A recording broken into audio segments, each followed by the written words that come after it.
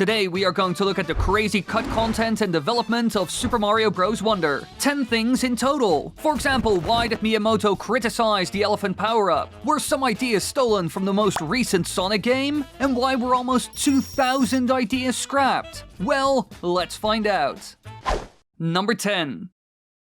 Super Mario Bros. Wonder started development after the release of New Super Mario Bros. U Deluxe, the last game of that kind that Nintendo released in 2019. So it actually took them about 4 years to make the game, and all of this officially marked the end of that old series. And so a new type of 2D Mario was born, and apparently Nintendo didn't want to skimp on it. I mean, the developers even admitted that the series became a bit stale, and so the games had to evolve like we had seen with the 3D titles when Super Mario Odyssey came out, and Nintendo actually agreed with this, and so they didn't give the development team a deadline to produce a prototype. As you can imagine, this resulted in extra time to develop gameplay ideas, which all of us can clearly see in the final product. Number 9. During development, some journalists and players were saying that the Super Mario Maker series had eliminated the need for another 2D Mario game. And I get why. I mean, those games are filled to the brim with levels you can play right now, and new ones are constantly being added. Really, you could play that game for centuries, especially due to the huge variety of levels. So yeah, I will admit, I was skeptical too. I thought that it would be a really hard task as well, but apparently developers kept saying that the next Mario game would be completely different from Super Mario Maker, so there was no need to worry. And in hindsight, those kinds of remarks motivated the team to come up with ideas for this game, which clearly worked, because Super Mario Bros. Wonder is bursting with creativity. Number 8. Now, when you boot up the game and play it for the first time, you will quickly notice that this game is strange. Very strange. And that's because during the initial planning of Wonder, Mauri desired to recreate the sense of secrets and mystery that had been present in the original Super Mario Bros., but this time for a modern audience. The focus was placed on updating the traditional idea of transporting Mario to different areas of the level using warp pipes, vines, and other means. And so developer Tezuka suggested to instead change up the current physical location. And so the Wonder Flower, which dramatically alters the current level, was born. They wanted to make every level exciting and different. And personally, I think they succeeded in doing this. I was surprised in almost every level. Heck, even the credits were beyond amazing, and that's not even a real level in the game. Number 7.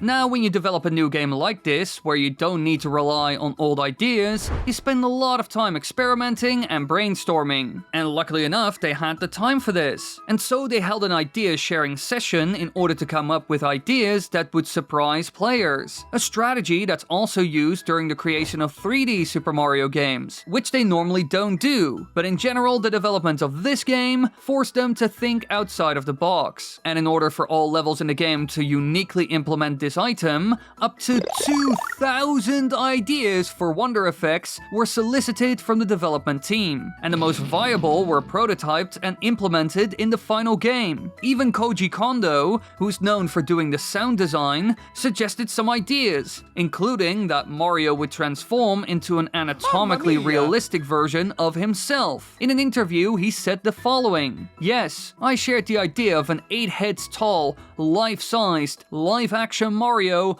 humming along with the background music as he goes along. And when he jumps, he even says to himself, 'Boing!' The idea was never used though. But there were also other ideas suggested by the team. Sato, for example, had come up with the idea of warping the player to another world after collecting an item. But Tezuka dismissed the idea since warping to a different location has already been used in the games, and instead suggested that the level itself transforms, like I already mentioned before. But I think it's quite cool that Koji Kondo was able to suggest stuff as well. And in general, no matter your position, everyone was encouraged to come up with ideas. I mean, that's how they ended up with over 2,000 after all.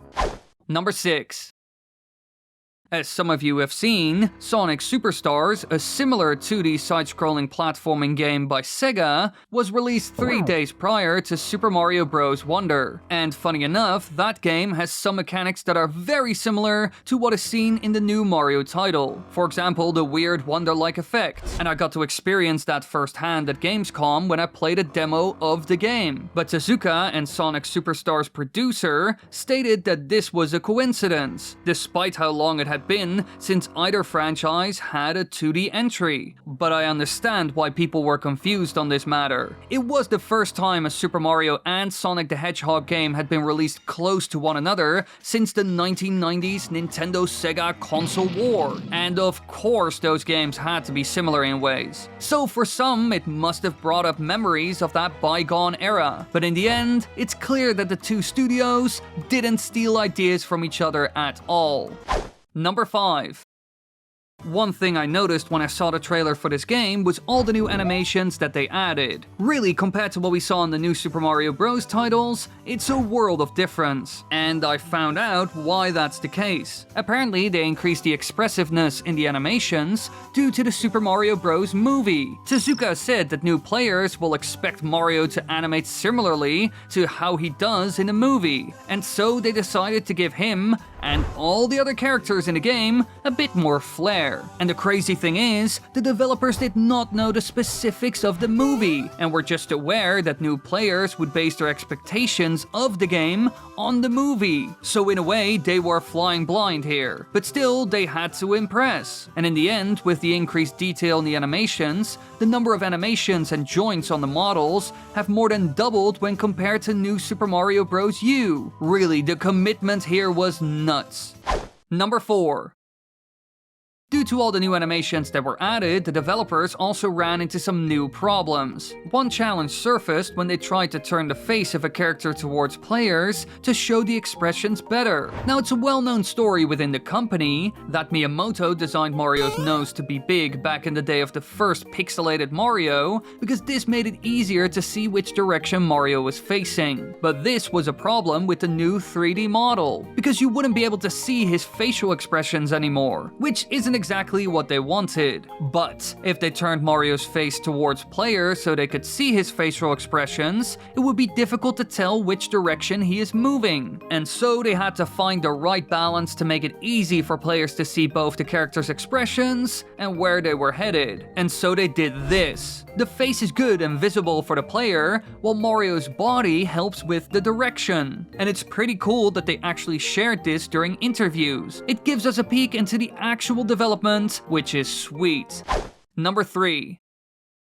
Now we are used to new power-ups being added to Super Mario games. It's a staple of the franchise after all, and as we all know by now, a lot of these are weird. I mean, in Super Mario Galaxy, they added one that turns Mario into a massive spring, which was fun, but also, come on, look at this, what the heck? And now in Wonder, they added a power-up that falls in a similar category, the elephant power-up, which was an idea that came out of the idea sharing session, and they added this to the list because they wanted something that would make the characters bigger, allowed them to hit blocks from the side, and to spray water. And yeah, an elephant is a perfect fit for that, but in the end, one elephant Mario idea was cut, and it was pretty weird. The idea was to allow you to blow up shells with your trunk, and they seriously considered this. Their thought process was, having an inflated shell would be cute, but how can we use this large shell to make the game more interesting? Now in the end, they weren't able to answer that question.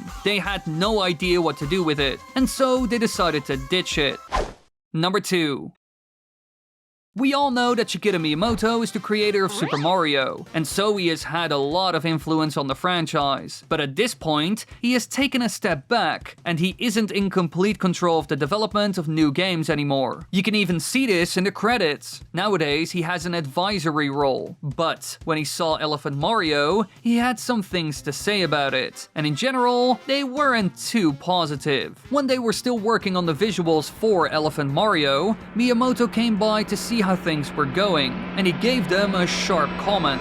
He said, "This doesn't look like a Mario character." He even said something about the water spraying animations. According to him, if an elephant was actually spraying water, it wouldn't move that way. So he was a bit hard on them, but in the end they used his feedback to improve, because he does have a lot of experience, and it's his brainchild after all. Number 1. Now, another weird idea that they actually wanted to add was live commentary during the levels, and they spent about 6 months seriously developing live commentary, and so they tried adding voices to match the players' actions. Now, the default voice was quite generic, like a newscaster, but you had the option to switch it to tsundere commentary as well. Now, a tsundere is a person or character who swings between emotionally hot and cold, in particular when dealing with a love interest. So if you chose that voice, you would be in for some harsh criticism or loving words. And during playtesting, quite a few people were switching to the tsundere commentary. Now, some weren't a fan of this feature at all. Really, the team was mixed on it, but Tezuka, for example, loved it. However, in the end, if they were to do this commentary feature seriously, just the process of creating voice variations alone would have involved a tremendous amount of work. So unfortunately, they had to let it go. But still, the idea was recycled in a way. I mean, the flowers seen in the game constantly talk, either making fun remarks or instructing you what to do. So I guess this feature is some sort of in the game. Now, those were all the things we wanted to cover, but more Super Mario Bros. Wonder content is on the way. So don't forget to like and subscribe, and let me know in the comments what you want to see next. And believe me, I read all the comments the first couple of days that the video is out.